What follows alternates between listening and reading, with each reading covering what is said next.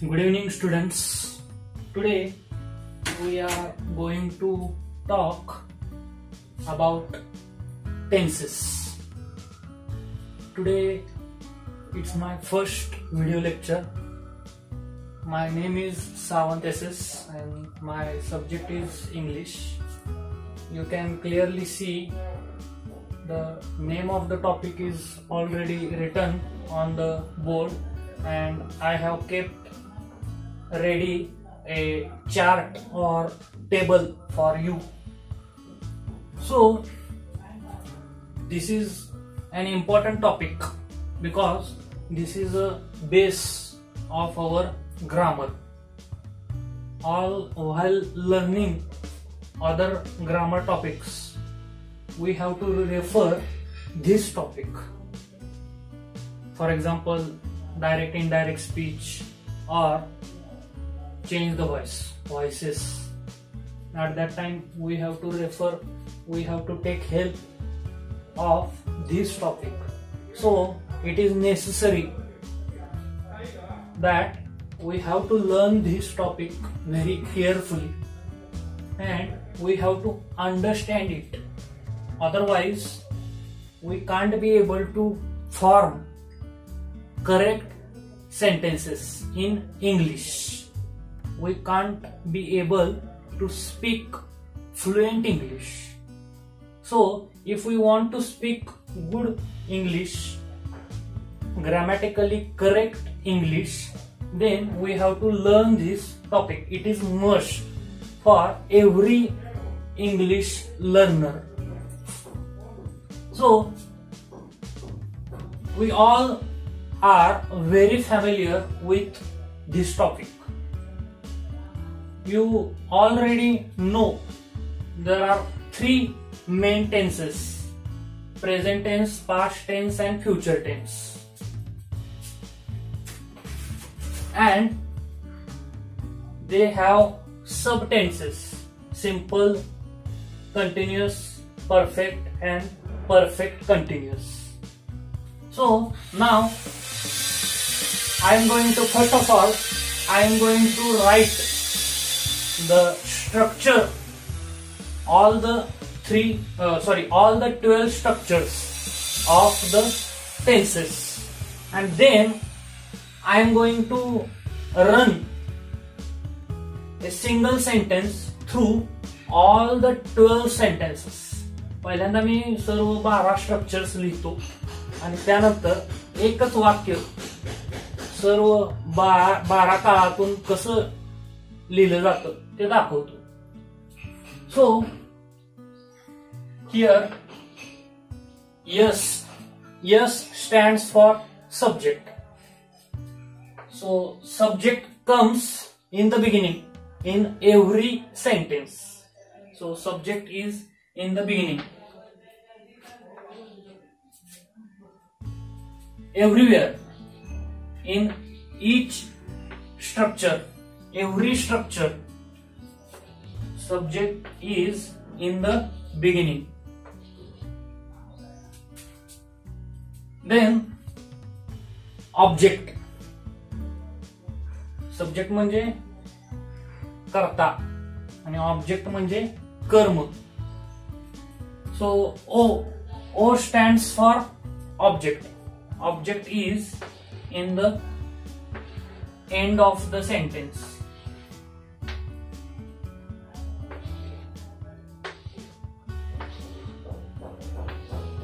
So it is very easy to remember the structure of all the tenses. So this middle space is for the soul of the sentence. The soul of the sentence means the verb in the sentence.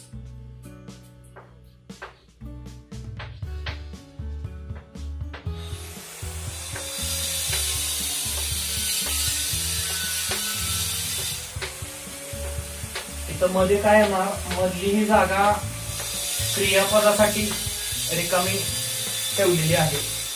क्रियापद म्हणजे वाक्याचा आत्मा.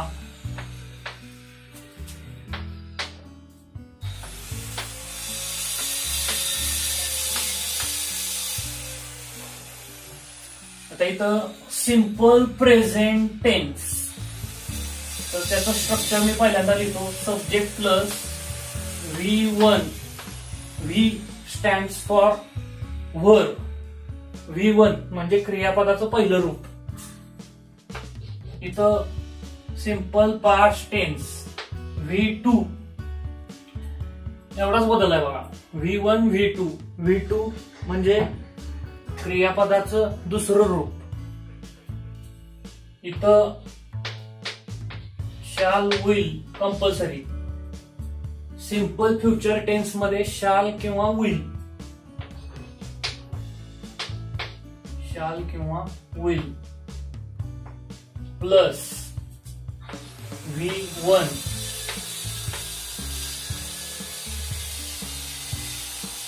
त्यानंतर present continuous.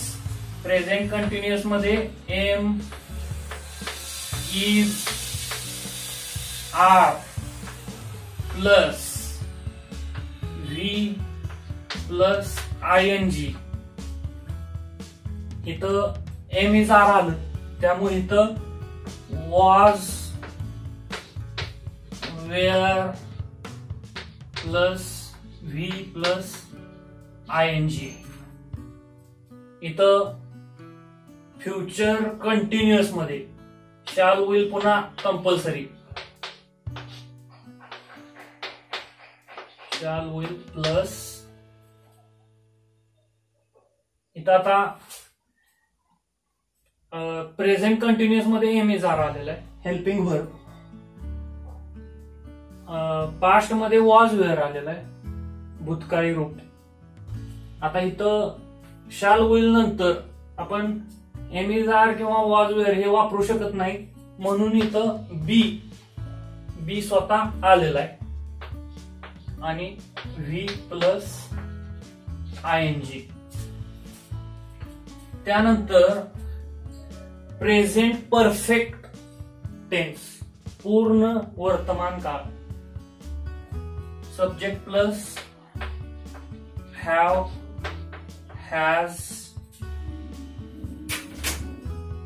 Plus V3.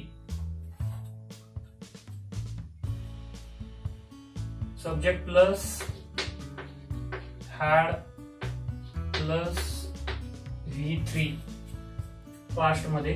त्यानंतर future perfect मध्ये subject plus इथं पण परत तसंच शाल oblique will compulsory plus.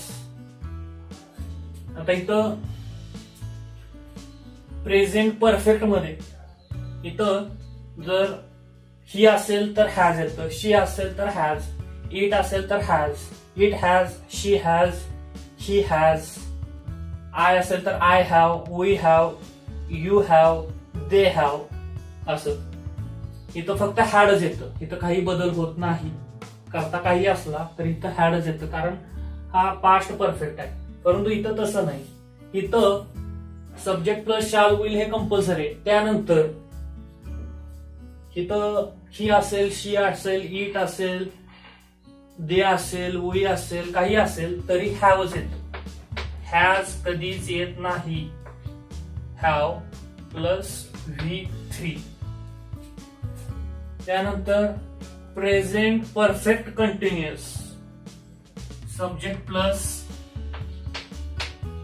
Have, has.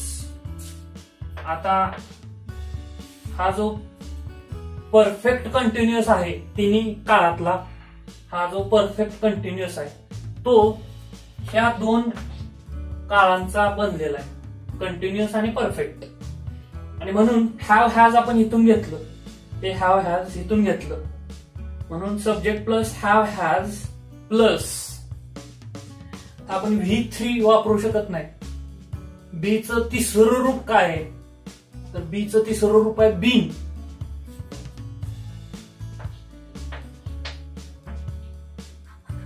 बीचं तिसरं रूप आहे been plus V plus ING आपण इथून घेतलं,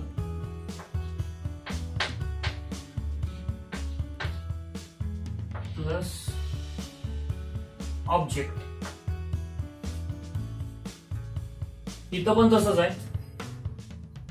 आता subject plus had compulsory plus been plus V plus ING म्हणजे हॅड इथून घेतलं. V3 म्हणजे बीचं तिसरं रूप आपण वापरतोय bin.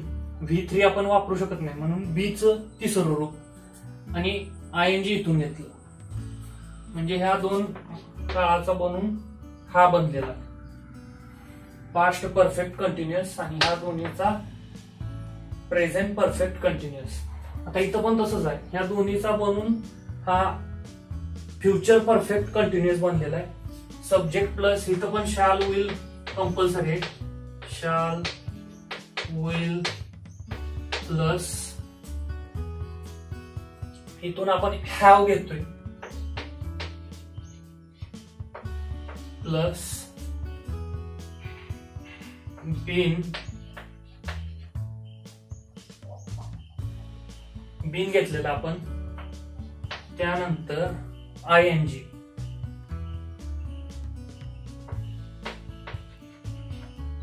V plus ING plus object. हे स्ट्रक्चर मी लिहिलेले आहे. आता एक वाक्य या 12 काळामध्ये मी लिहितो, मग तुमच्या लक्षात येईल.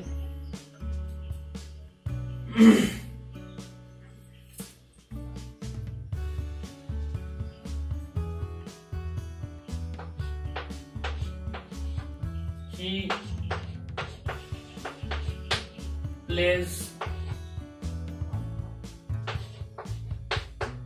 cricket. तर इथं V1 आहे. हा सुद्धा V1च आहे प्लेस, परंतु सब्जेक्ट म्हणजे कर्ता हा सिंग्युलर आहे म्हणून इथं यस जोडलेला आहे. जर कर्ता प्लुरल असेल तर प्ले आला असतं. जर इथं दे असतं they play cricket, you play cricket, we play cricket असं आलं असतं. परंतु कर्ता सिंग्युलर असल्यामुळे यस जोडलेला आहे. आता इथं V2 म्हणजे क्रियापदाचं दुसरं रूप. ही प्लेड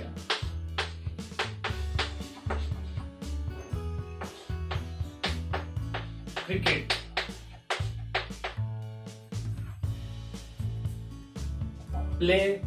प्लेड असं आहे. प्लेड हेच क्रियापदाचं दुसरं रूप आहे. त्यानंतर इथं सिंपल फ्युचर मध्ये ही विल, शाल विल पैकी एक मी विल लिहितोय. He will play V1 play cricket.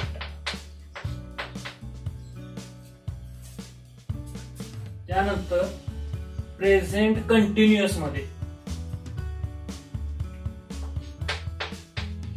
He is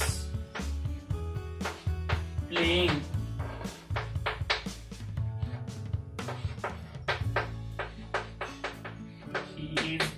cricket. त्यानंतर पास्ट कंटिन्युअस प्लेइंग म्हणजे क्रिया सुरू आहे, संपलेली नाही. Past continuous he was playing cricket.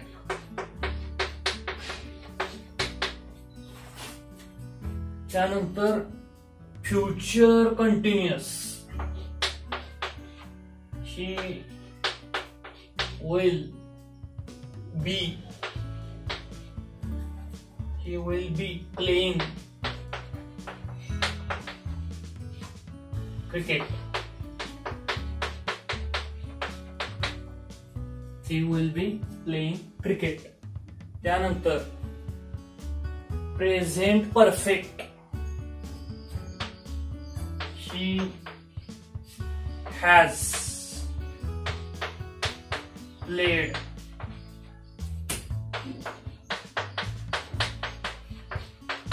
cricket.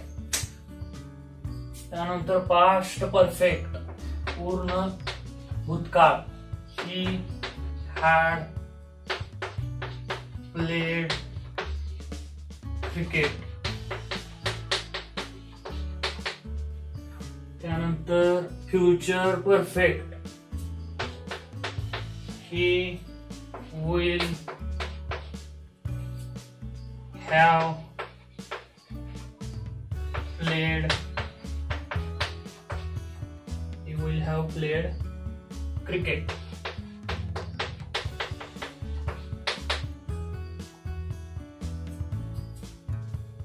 त्यानंतर present perfect continuous. He has been playing. He has been playing cricket.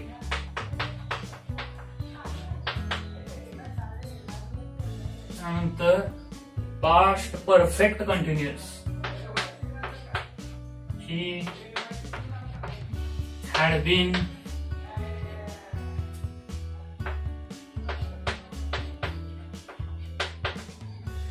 playing. He had been playing cricket. त्यानंतर future perfect continuous. He will have been playing cricket.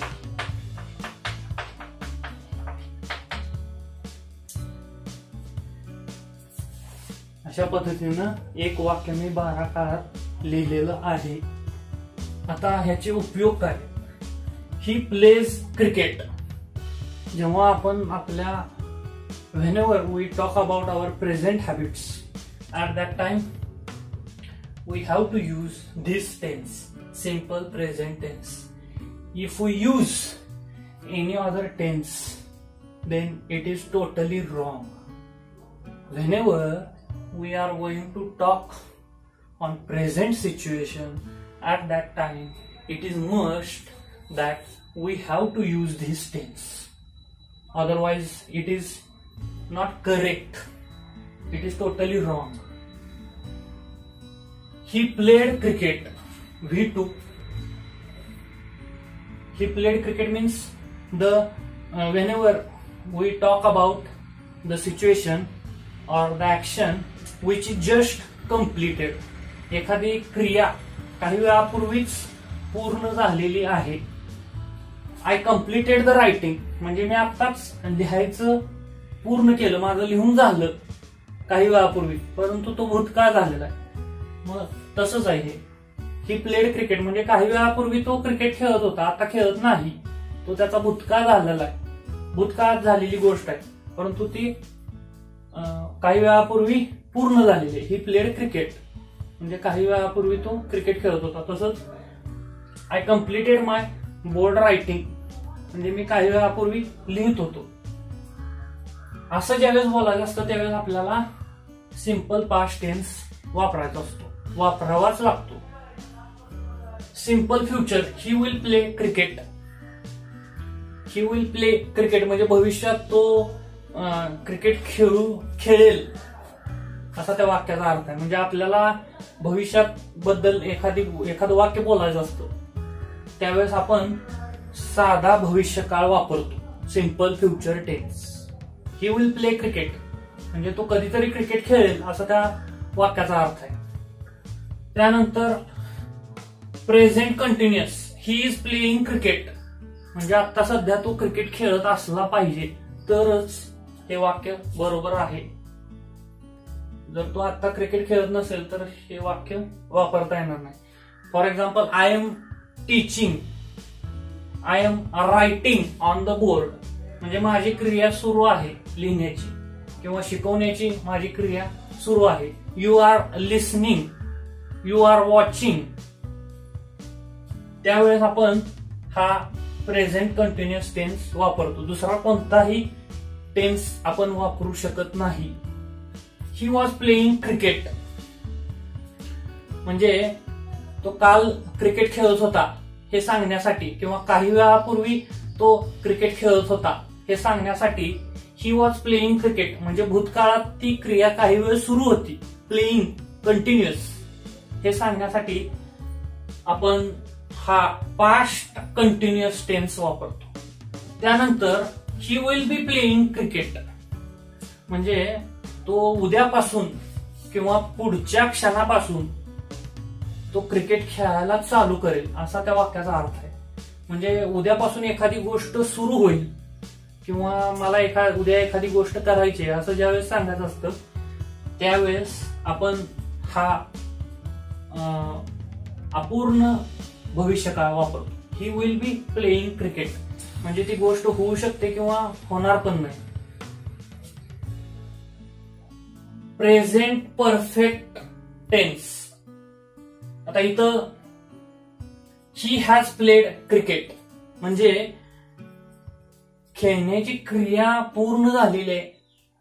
काही वर्षापूर्वी सुद्धा तो cricket खेळत असावा, आता खेळत नाही, परंतु त्याचा इम्पॅक्ट आहे तसाच आहे असं ज्यावेळेस असतं त्यावेळेस आपण हा वर्तमान म्हणजे प्रेझेंट परफेक्ट टेन्स पूर्ण वर्तमान काळ वापरतो. जर आपण यावेळेस दुसरा कोणता काळ वापरला तर ते चुकीचं ठरतं. whenever we say Sachin has played well in his career म्हणजे सचिननं त्याच्या कारकिर्दीत चांगलं क्रिकेट खेळलं त्यावेळेस आपण हॅज वापरतो. हॅज का वापरतो तर आपल्या मनावर अजून सुद्धा सचिन तेंडुलकरच्या बॅटिंगचा प्रभाव आहे.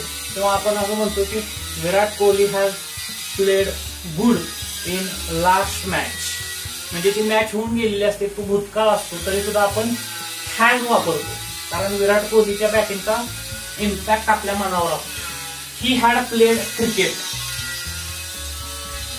हॅड म्हणजे पास्ट परफेक्ट टेन्स, ही गोष्ट खूप वर्षापूर्वी होऊन गेलेली त्याचा इम्पॅक्ट आता काही राहिलेला नाही.